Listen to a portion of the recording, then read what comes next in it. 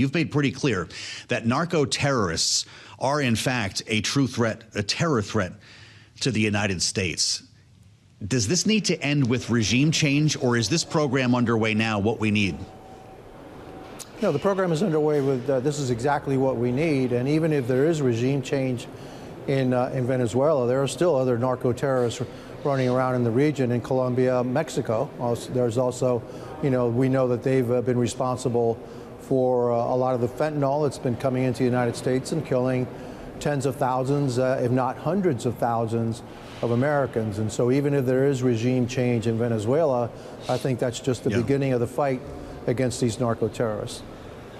There's a lot of folks who are worried about what might happen to Admiral Frank Bradley. We're hearing the term scapegoat, knowing that there are a couple of important investigations underway, and he's going to be testifying, we understand, on Thursday before Armed Services. I don't know if you're going to be part of that conversation, Congressman. I'd love to hear what questions you would have for him and whether you are concerned that that order was unlawful.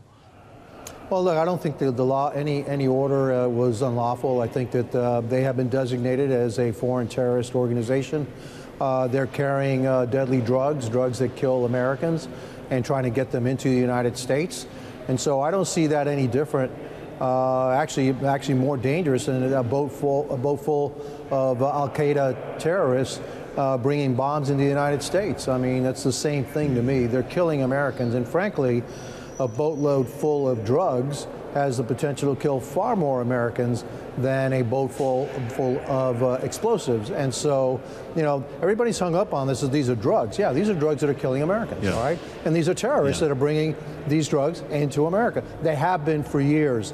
The fact that no administration has ever deemed it this way, the fact that we're actually taking the fight to them, and this war to them, they've declared war on us a long time ago, right? And now we're taking it to them, and everybody's astounded. To me, I'm saying, hey, it's about time that we took the gloves off and we started treating these people like what they are. They're foreign terrorists that are killing American citizens. I do appreciate your position on that. I guess the question is, after the first strike, when you see two people no longer considered combatants when they're floating in the water, is it okay to go after wounded survivors or any survivors and kill them, as we apparently did? Yeah, but apparently, that's only, that's what people are saying, okay? But also, you got to complete the mission, and the mission is to destroy the boat, destroy all the drugs. And I'm not going to second guess, a highly decorated admiral in what he thought was necessary to complete the mission, because I'm sure what the mission is destroy the boat, destroy all the drugs. Yeah. And maybe, just maybe, the boat wasn't fully destroyed, and maybe all the drugs weren't destroyed either. And so, that's what I'm thinking is actually what happened. And I'm not going to second guess this admiral in what was going through his mind when he gave the order to launch a second strike. I mean, a lot of it has to be investigated, and that's fine. Bring the admiral before the committees, and then we'll ask him and discuss exactly what happened and the sequence of events. But I'm not going to jump in front of this and say, oh my God, it's horrible and all that. No, I'm gonna give the admiral the benefit of the doubt. I think he deserves that. Sure. Well, and I know that you'll have a chance to question him, so we don't want you to jump to conclusions here. I guess I just wonder if some of these alleged narco-terrorists would be more valuable if we took them prisoner, try to go up the chain of command. Well, maybe they would be, all right? But, remember, you somehow think that there are assets in the area that somehow can activate a rescue operation or an apprehension. Yeah. A lot of these things happen because, you're talking about a really large area of the earth, and we don't have assets everywhere. Now, can we reach out and touch you? Yeah, we can reach out and touch you, but it doesn't necessarily mean that we have a boat in the area, a ship in the area that can actually go out and effectuate that rescue. And so, again, I don't have all the details of what was in the area. I don't have all the details of what could have happened. And again, I'm not going to second guess the admiral on this instance unless, some action that he took was actually something that we can second guess. And we don't have that information yet. President's talking to Maduro, Congressman. Could you see a diplomatic solution here, or does this need to end militarily? No, I think I can see a diplomatic solution where Maduro leaves quietly or leaves publicly, goes to a country that will offer him asylum. I think the president has actually offered him and said, you got to leave. Now, the president didn't offer him his amnesty. because, you know, Maduro is guilty of crimes. We have a $50 million bounty on his head.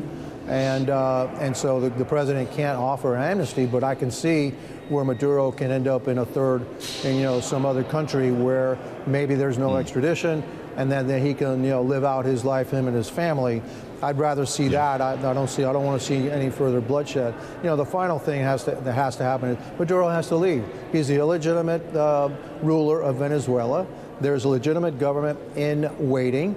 He is the head of a designated terrorist organization, the Cartel de los Soles. They have been killing Americans for years. There's blood on his hands. And so, yeah, for the benefit of the people of Venezuela, but also for the benefit of the security of the United States and its citizens, Maduro has to go.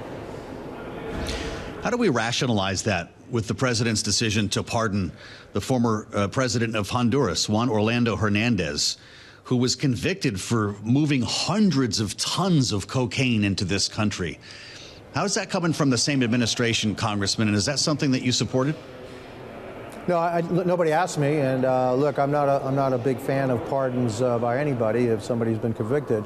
The president has his reasoning. He felt that it was unjust, and so, you know, he has that power.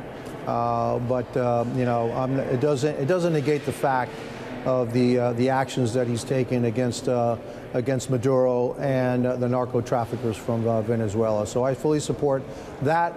I really didn't have that much information on this former president and what he was convicted on. Frankly, the first time I'd heard his name was a couple days ago when they mentioned the pardon. The president says it looks like Honduras is trying to change the results of their presidential election. He posted last evening, if they do, there will be hell to pay. Are you concerned about the U.S. getting involved in the Honduras election? You know, I'm concerned about the Honduran government, which is a leftist government, far left government, is trying to steal the elections. They stopped counting after 46% of the vote was put in, with the two opposition leaders far out in front of the incumbent government. And so we had some conversations with some of these, you know, other candidates in the last couple of weeks, told us what was going to happen if, in fact, the results weren't coming their way. And sure enough, they stopped counting.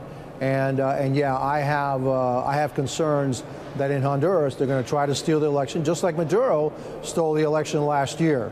This is how these government works. Okay, they use democracy against democracy to make sure that democracy doesn't win out in the end. And it's no joke to the people of Honduras. And so I'm very concerned at the fact they stopped counting after 46% when they knew and they saw the results, these results, that they were going to get blown out of the water.